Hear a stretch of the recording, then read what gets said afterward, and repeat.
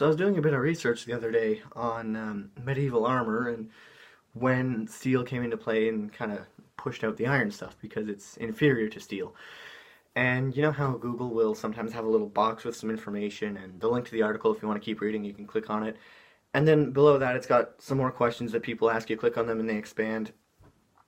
Well, the first question there that I saw and immediately thought, oh no, was medieval armor heavy? And I clicked on it, the thing expanded, and this is exactly what it said. So, armor drained medieval knights' energy. A new study that put armor-wearing volunteers on treadmills finds that wearing a full suit of armor, which may weigh up to 110 pounds or 50 kilograms, takes more than twice the energy to walk around than unencumbered, as in not wearing armor. So there are several things that they did not take into consideration when they wrote this answer, and this is really what pisses me off.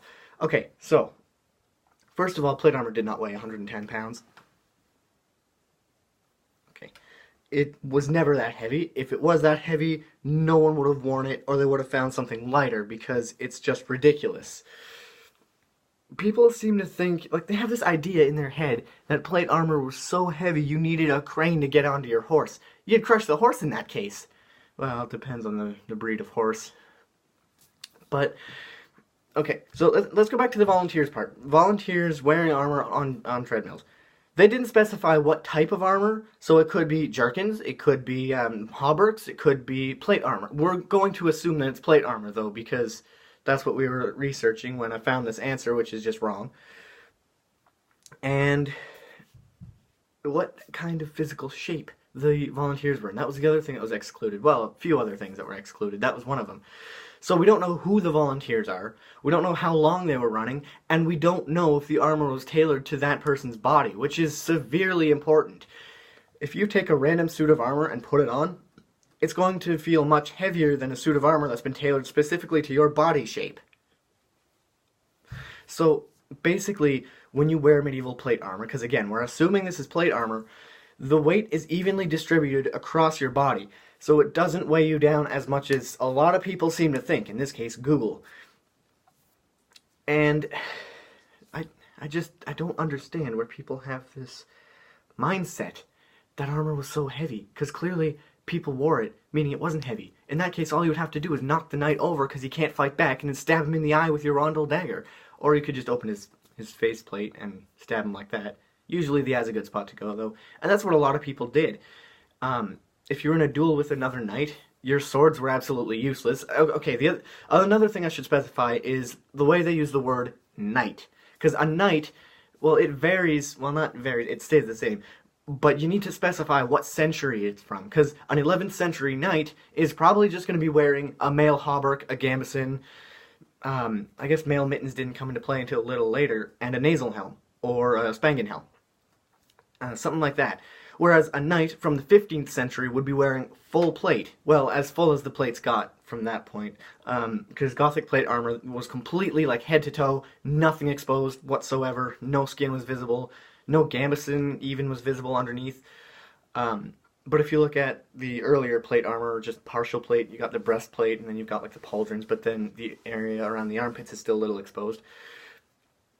So the armor that the knights wore would vary a lot depending on the century, which they don't specify in this article either. So it could be a Gothic knight, a German knight wearing Gothic plate, because Gothic plate is really damn cool.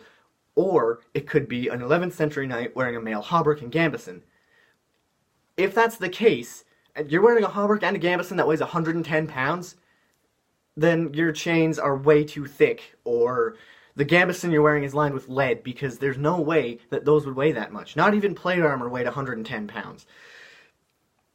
Plate armor has been compared to what a modern soldier would carry on their back, in their rucksack, and the weight is about the same, but the difference is with knights, medieval knights from, I don't know, the 14th century, because, let's change it to 15th century, because the armor that they were wearing was evenly distributing the weight over their body, which again, they don't even mention in this article, and this is what really grinds my gears about this, is so many things are just left to your imagination.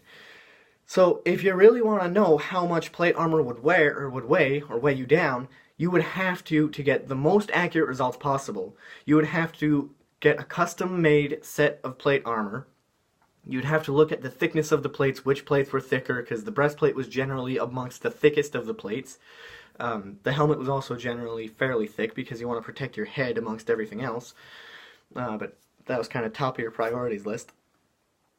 And you'd have to get a proper armor smith to get your measurements and make this armor so it's like a second skin, so you fit perfectly into it, and then you could see. Now, if you want even more accurate results, you would have to be in good physical shape, because these volunteers that were running on the treadmills, we don't know what kind of physical shape they were in, but a medieval knight, and this doesn't even matter what century, a medieval knight would have been trained from, well, their squirehood is around age 16, I think, and then around age 19 or 18, they could be considered a knight. But since they were young boys, basically, they've been trained to wear this armor, and by the time they've grown up, they're used to it. It's heavy, but it's not as heavy for them, because they've just been wearing it for so long that their body has managed to adjust to the weight difference of not having it, or having it. And at that point, it's like, yeah, whatever. Just wear this plate armor. It feels weird to not wear, or, I mean, that might be a bit of exaggeration, feeling weird to not wear it, but a lot of knights did wear plate armor, and taking it off was just a pain, so if they didn't have to take it off, they probably wouldn't. So, just to recap everything I ranted about, because there was a lot going on there. The article that I read, well, I didn't read the whole article, it was just the question. It basically said medieval armor, not even specifying which type, took more than twice the energy to wear and walk around in than if you weren't wearing any. Which for some people is true, because you could get plate armor that you've never worn before, and it doesn't fit properly, so the weight's not properly distributed around your body. The other thing is, they didn't specify the armor type, which is a big factor, because yes, plate armor weighs more than a leather jerkin does, but big surprise there. I mean, who would have guessed, right? Anyway, I feel like I've probably rambled long enough about this. I just saw it, and it pissed me off so much I felt like I had to say something to someone. And, well, I'd say something to, like, what, 6 people, I think, that watch my videos? Oh well, they're fun to make anyway. Well, I got that out of my system, so I guess I should probably go actually do something with my life.